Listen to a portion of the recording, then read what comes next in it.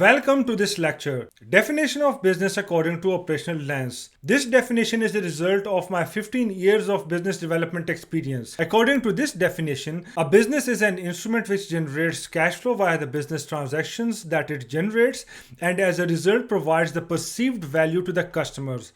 According to this definition, a business must strive to align the value proposition of its services or products to the perception of value of its targeted customers. This value is backed by the generated transactions. If the value proposition of products and services matches the customer's perception of value, it results in customer satisfaction, customer loyalty, and customer retainment. As a result, the cash flow increases and the frequency of the generated transactions also increases.